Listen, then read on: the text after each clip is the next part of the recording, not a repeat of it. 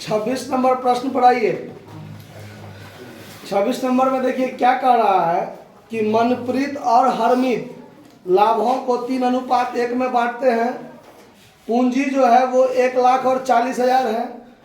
पूंजी पर 10% के दर से ब्याज तय है। हरमीत को 500 रुपया प्रति माह वेतन दिया जाता है। वर्ष के दौरान उन्होंने 10,000 करके आहरण किए हैं, मतलब निकाले हैं। ठीक है। विनियोजनों के पश्चात एवं फर्नीचर पर 2,000 का ह्रास काटने और 1,000 रुपया डूबत ऋण को अपलिखित करने के पूर्व 36,000 का लाभ है और प्रबंधकों को लाभ का 10% कमीशन ऐसे कमीशन देने के बाद के लाभ पर दिया जाना है। अब यहाँ देखिए, कमीशन देने के दो टाइप होता है। कमीशन देने से पूर्व के लाभ का 10% कमीशन, और एक कमीशन जिसको दे रहे हैं वो देने के बाद के लाभ पर 10% कमीशन। तो जब बाद वाला बात कहता है तो वो कमीशन देने टाइम तक शेष लाभ गुने दर बट्टा 100 प्लस दर, ऐसा करके बनाते हैं। पिछले किसी क्वेश्चन में भी हम लोग देखे थे ना। चलिए, तो यहाँ पर जो बात है देखिए, तो इसमें सवाल में थोड़ा सा मिस्टेक किया है, देख लीजिए।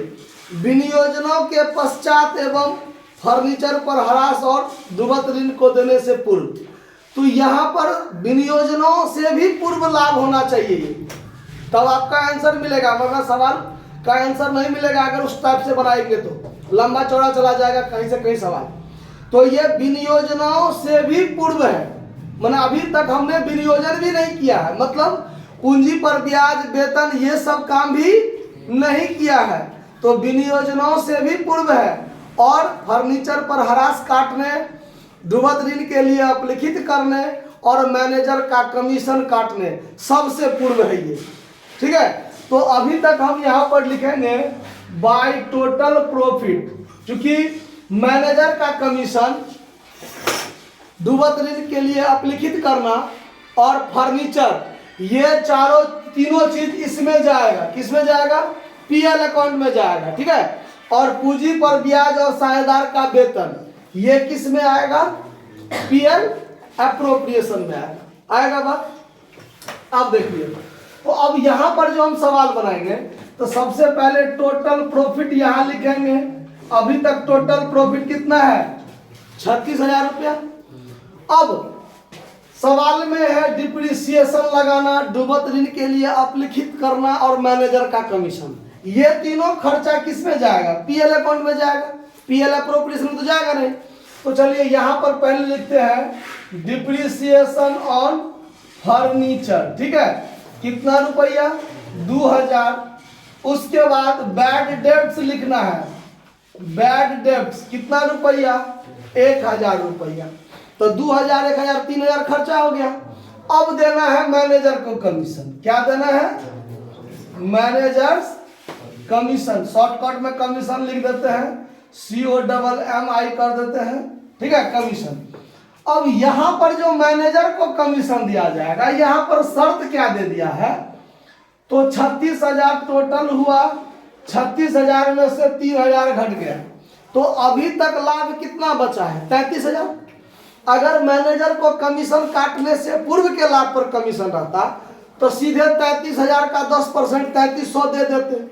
लेकिन सवाल में है कि मैनेजर को कमीशन काटने के बाद जो लाभ बचेगा उसका 10% कमीशन होना चाहिए। तो उसके लिए हम लोग शर्त रखते हैं कि शेष लाभ 33,000 बचा है, गुने दर बट्टा 100 प्लस दर।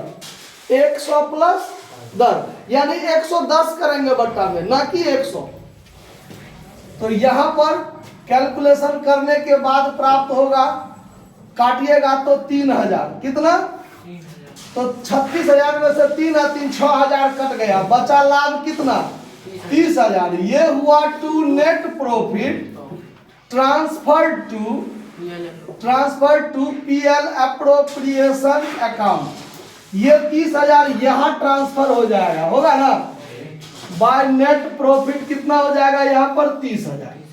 अब लाभ का विनियोजन करेंगे, तो लाभ का विनियोजन में क्या सब आएगा? तो साझेदार को पूंजी पर ब्याज देना है और साझेदार को वेतन देना है हर मित्र को।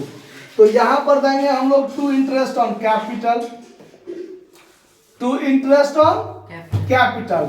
साझेदार पहले कौन है? मनप्रीत। देखिए हम शॉर्टकट में एमपी लिख दिए हैं और हरमीत तो एचएम लिख दिए हैं। इन्हें जिसका मध्य प्रदेश है इसका हेडमास्टर समझ जाइएगा सर, हिमाचल प्रदेश की कहाँ सब शोषण वो सब नहीं समझिएगा। एमपी मतलब मनप्रीत और एचएम मतलब हरमीत, ठीक है। 1 लाख का 10%, 10,000 इसको दे दिए ब्याज और 40,000 का 10%, 4,000 इसको दे दिए ब्याज। तो ब्याज के नाम पर खर्चा कितना हो गया? 14,000।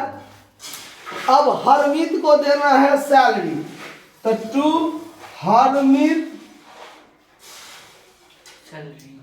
टू हरमीट्स सैलरी, तो 500 रुपया प्रति महीना देंगे तो 12 महीना का 6,000 हो जाएगा। अब तो सारा काम खत्म हो गया मेरा।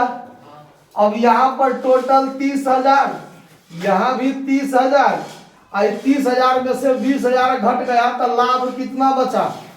10,000। ये 10,000 आपस में दोनों साझेदार क्या करेगा? बांट लेगा। तो ये जाएगा पार्टनर्स कैपिटल में, तो to partners capital account profit, और लाभ बांटने का अनुपात है 3:1। लाभ बांटने का अनुपात 3:1। तो ये जो है मनप्रीत और हरमीत यही है ना, तो 3:1 में बांटेगा तो 7,500 इसका होगा और 2,500 इसका होगा। दोनों आदमी आपस में क्या करेगा? बांट कर फरिया लेगा। बात समझ में आया? कहीं किसी को दिक्कत नहीं है? नोट कर लीजिए। धन्यवाद।